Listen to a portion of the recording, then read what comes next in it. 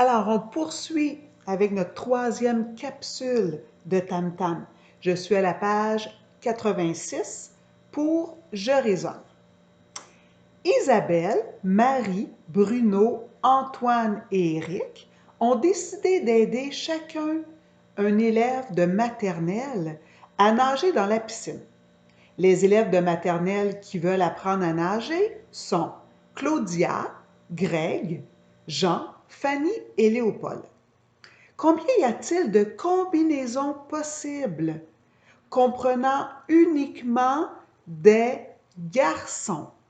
Donc, avant de voir celle qui va y avoir seulement des garçons, on doit aller remplir nos petits carrés avant, nos petits rectangles. Alors, tu as en haut le nom des élèves qui sont grands et tu as sur ta ligne horizontale, donc Isabelle, Marie, Bruno, Antoine et Éric, et tu as ta colonne verticale debout des petits qui veulent apprendre à nager. Alors, on a Claudia, Greg, Jean, Fanny et Léopold.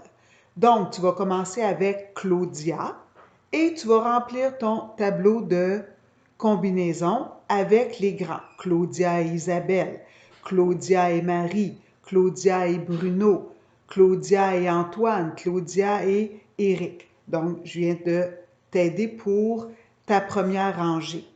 Si tu ne veux pas écrire les noms au complet, tu peux seulement écrire les lettres, ils te l'ont mis entre parenthèses, seulement la première lettre des noms des élèves, ça va être plus rapide.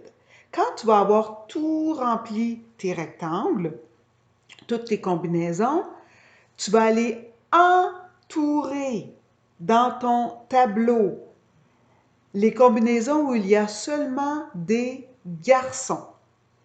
Et ensuite, en dessous de ton tableau, tu vas écrire solution 2 points et on va aller répondre à la question.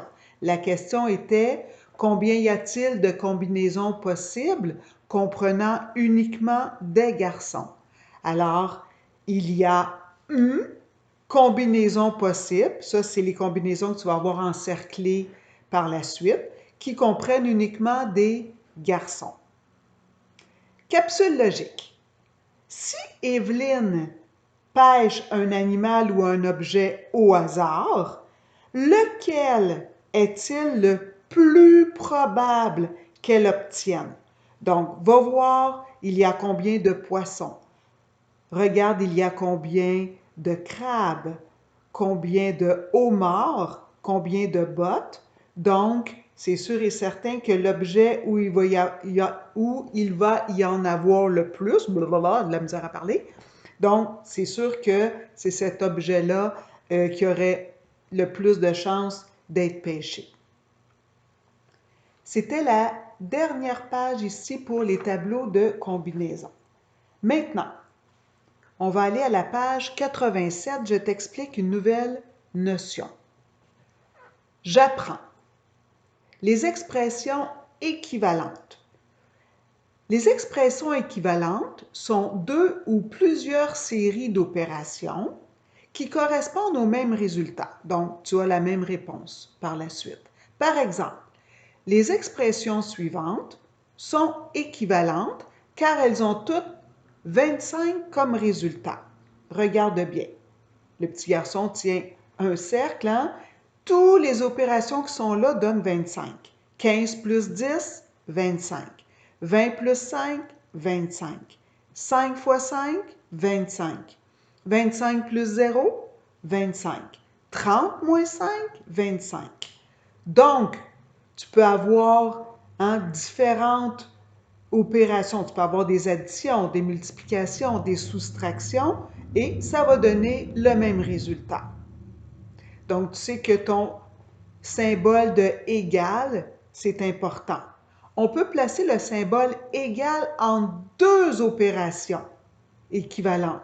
Donc, exemple, 15 plus 10, ça donne 25.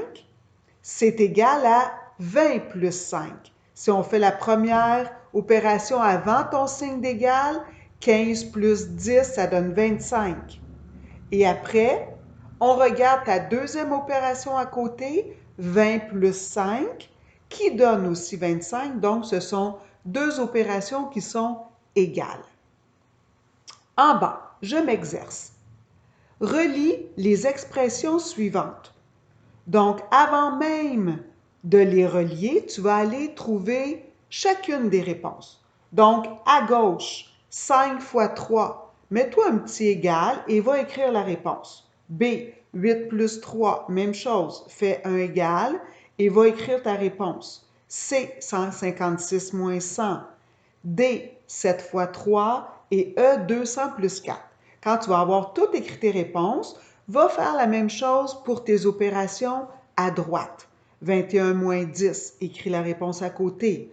11 plus 10, 102 plus 102, 5 plus 10 et 50 plus 6.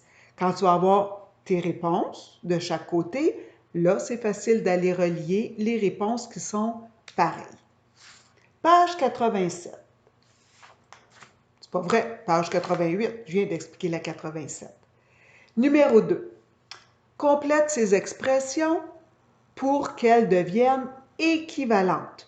Donc, attention, tu as, regarde bien, toujours deux opérations.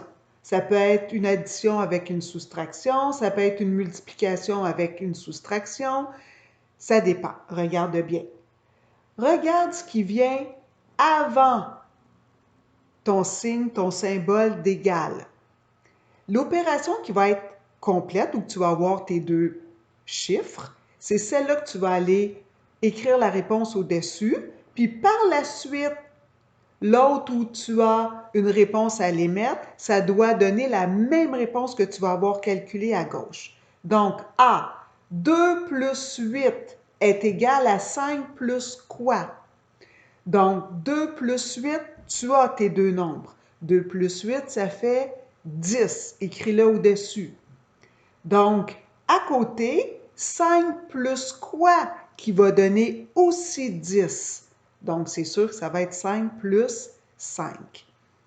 Alors, tu dois faire ça pour ton numéro 2 au complet. Va toujours chercher l'opération où tu as tes deux nombres, écris ta réponse au-dessus et à côté, va écrire la réponse manquante qui doit donner le même résultat. Numéro 3, trouve le résultat de chaque opération. Écris ensuite une expression équivalente. Donc, va écrire tes réponses des opérations que tu as. Ça peut être des additions, soustractions, multiplications. Et en dessous, dans ton rectangle, va écrire une autre opération dans laquelle tu vas arriver à la même réponse. Mais prends pas, si tu avais une addition, reprends pas une autre addition. Prends une soustraction ou une multiplication. Ça va? Et ton rectangle complètement en bas, le gros rectangle rouge, si tu as besoin de faire des calculs au besoin, tu peux l'utiliser. Par la suite, à la page 89, tu vas aller compléter les expressions pour qu'elles deviennent équivalentes au nombre écrit au centre. Donc, regarde ta fleur A. Tu dois toujours arriver à la réponse 20. Ta fleur B à la réponse 42. Ta fleur C, 76. Ta fleur D, 100. Donc, regarde bien, ça peut être des multiplications, des soustractions ou des additions. Donc, ton nombre fois quoi? Ou bien ton nombre moins quoi va donner ta réponse du milieu. Si tu as besoin de calculer, tu as aussi ton rectangle de mes calculs. Donc, quand tu vas avoir terminé d'écrire tes réponses, va te corriger avec les corrigés que je t'ai envoyés. On se revoit pour une autre notion. Bon travail!